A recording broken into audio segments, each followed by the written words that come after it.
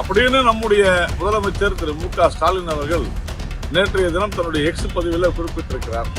என்ன மாதிரியான சதி திட்டம்? யார் சதி திட்டங்களை தீட்டுவது? அது திராவிட முன்னேற்ற கழகத்தை சேர்ந்தவர்களுக்கு, அதன் கூட்டணி கட்சிகளை சார்ந்தவர்கள் மட்டுமே செல்லுமாறு அனைவருக்கும் வீடு திட்டத்தில் மிகப்பெரிய ஊழலை செய்து, முறைகேடுகள் செய்து, அதுவும் சாமானிய மக்களுக்கு யாருக்கு தேவையோ செல்ல விடாது தடுப்பது,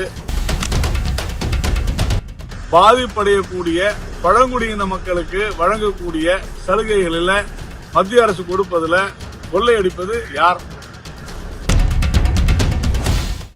எப்பொருள் யார் யார் வாய் கேட்பினும் அப்பொருள் மெய்ப்பொருள் காண்பது அறிவு. பாமரன் கேள்விகளும் பகுத்தறிவு பதில்களும் அதிரடி நேர்காணல் உங்கள் TN Digital 24 சேனலில்.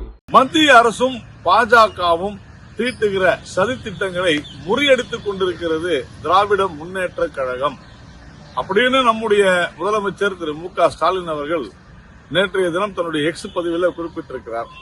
என்ன மாதிரியான சதி திட்டம்? யார் சதி திட்டங்களை தீட்டுவது?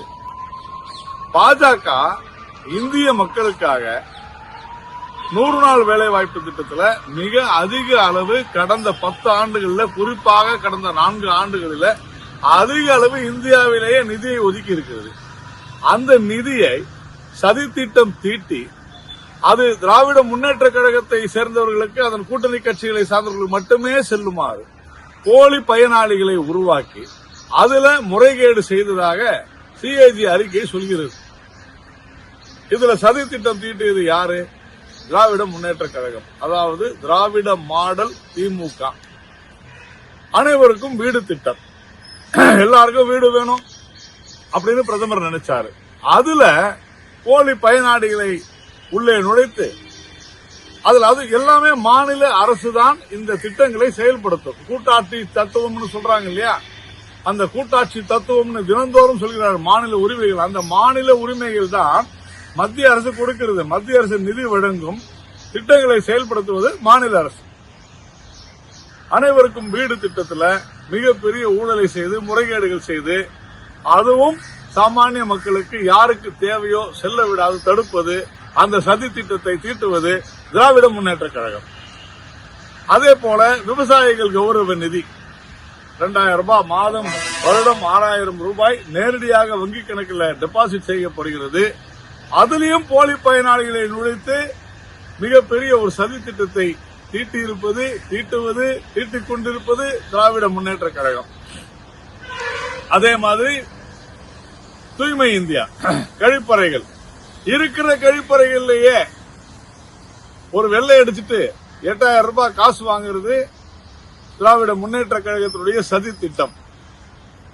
அதே மாதிரி பர்டிகுலர்லி வர்னரபிள் டிரைபல் குரூப் என்று சொல்லப்படுகிற குறிப்பிட்ட பாதிப்படையக்கூடிய பழங்குடியின மக்களுக்கு வழங்கக்கூடிய சலுகைகளில் மத்திய அரசு கொடுப்பதில் கொள்ளையடிப்பது யார்? திமுக.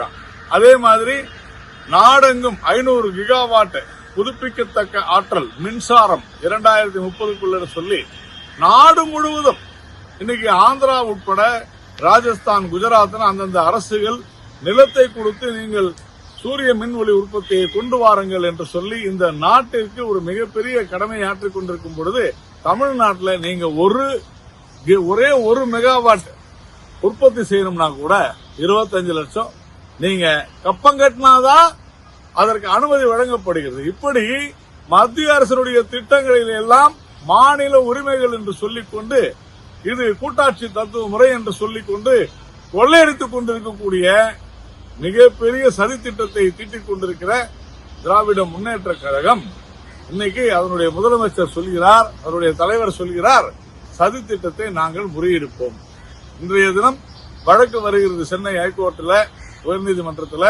டாஸ்மாக் விவகாரத்தில் அமலாக்கத்துறை வந்து விடக்கூடாது, எங்களை விசாரிக்க கூடாதுன்னு கொள்ளையடித்த மிகப்பெரிய ஊழல் செய்தவர்களுக்கு பாதுகாப்பு அரணாக விளங்கிக் கொண்டிருக்கிற அந்த சதி திட்டத்தை பாரதிய ஜனதா கட்சி, மத்திய அரசு முறியடிக்கும். 2026 பாஜக வெல்லும் தமிழகத்தை.